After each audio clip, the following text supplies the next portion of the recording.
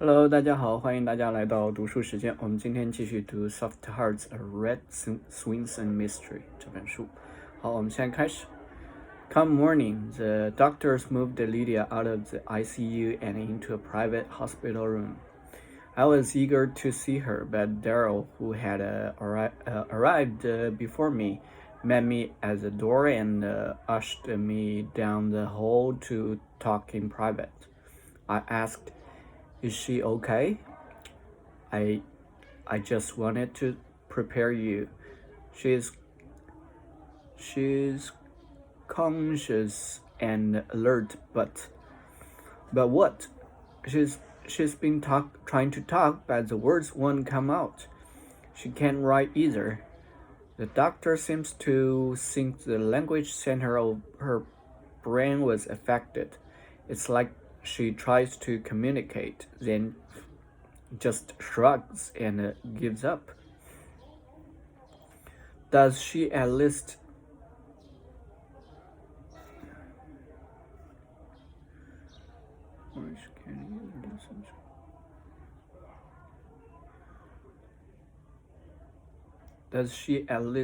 understand us? She sure understood when the doctor told her she'd have to quit smoking. She wasn't happy about that one bit. Is her speech the only thing affected? They think so. They might even release her tomorrow and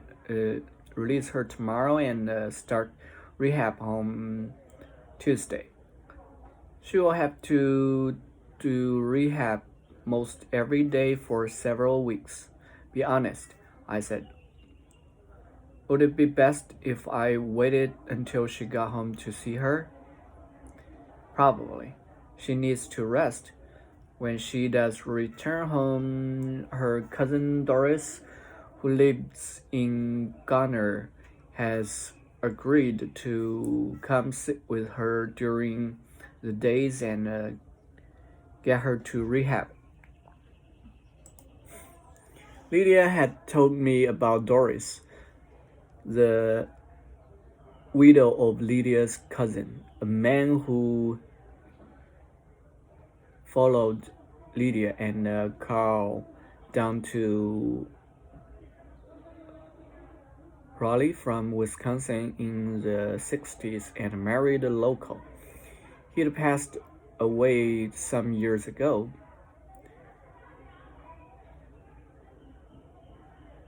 But like Lydia, Doris had never remarried. According to Lydia,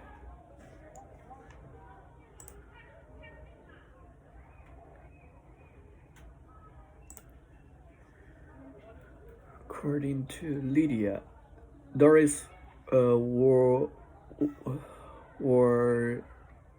her widowhood like a badge of honor.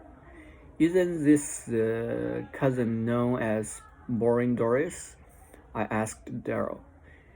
He smiled. Yes, but I'm hoping that for everyone's sake, Mom will overlook that.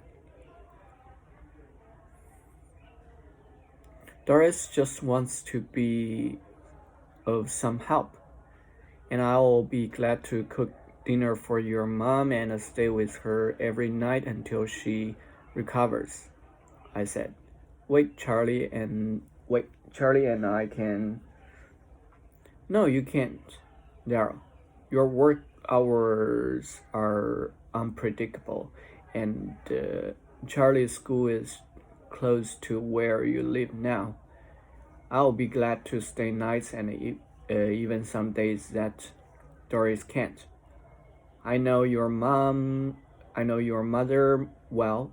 Maybe I can anticipate some of her needs even if she can't speak. Now I'm the one who's speechless.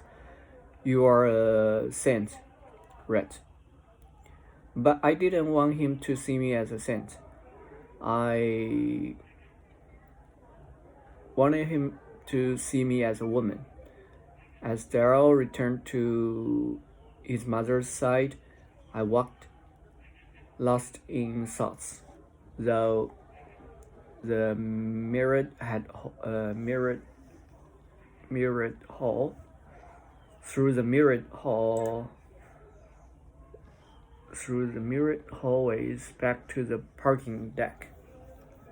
Somehow I felt Lydia's condition was an extension of what had happened to Wanda.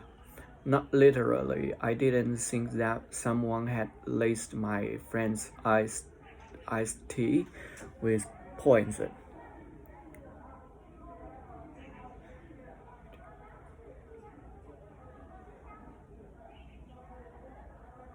But the two events seemed connected in a way that I didn't yet understand. I sat in my car without starting the engine. An entire Sunday ahead of me, and a deep reluctance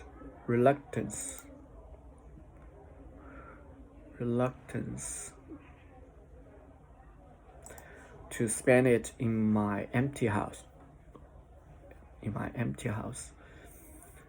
I found myself waxing nostalgic for Ellen's manic weekend presence. Manic.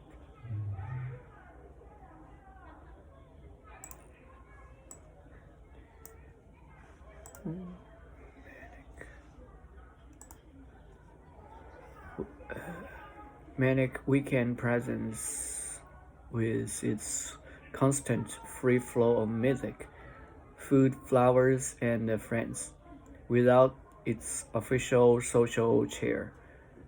The house felt airless, dead. The phone rang. Speak of devil. What's devil?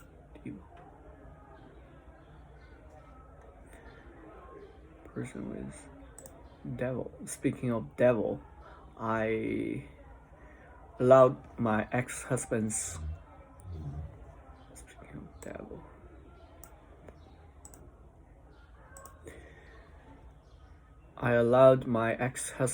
call to go to voicemail. The message was classic Ellen, all cheery and rushed. Hi, Rett.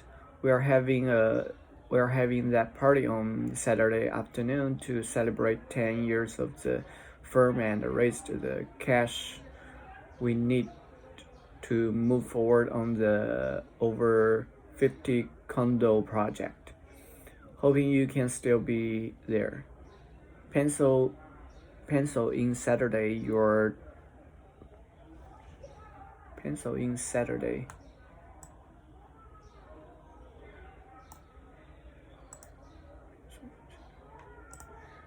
Saturday 4 till 7 at the new house. Thanks. Pencil in.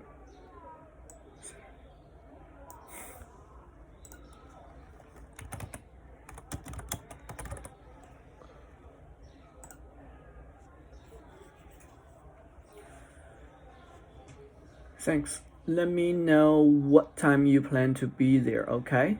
Hope you are having a great day. I'd totally forgotten about the investor party, which was something we often did to kick off our projects. It happened to coincide with the company anniversary, a bittersweet celebration.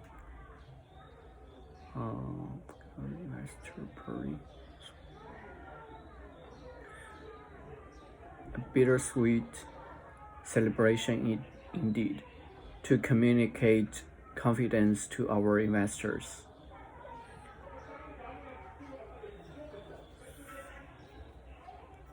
I'd be expected to make nice in front of everyone. I had yet to confront Kaylee, who, as the project's primary agent, was sure to be at the party. It was a good thing I hadn't yet pulled out of the hospital because just thinking about the party sent my blood pressure through the roof. If I didn't find something else to focus on really quick, I might just have a stroke myself. Instead of heading home, I drove south, winding my way past downtown toward a place I hadn't visited in a long time, the main campus of Wake Tech, where Wanda Hightower had worked for nearly 3 decades before her death. The main campus had been renovated of late and featured a massive student center.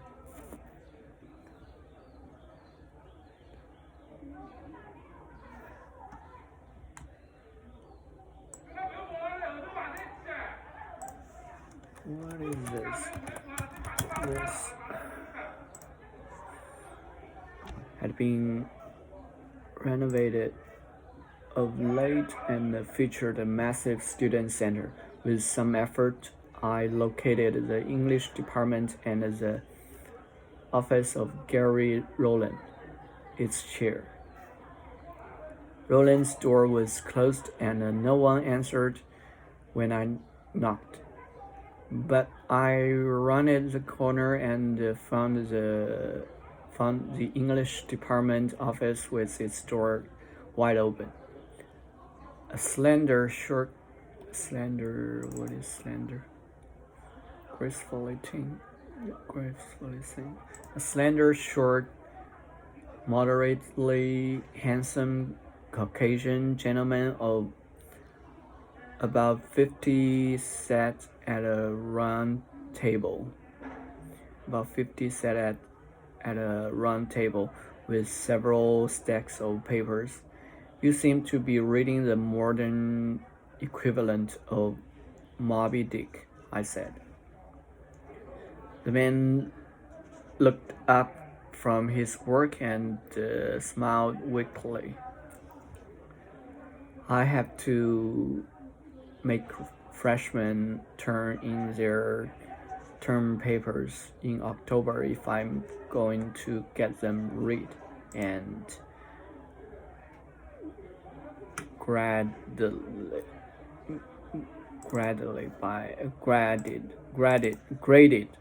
graded by Christmas.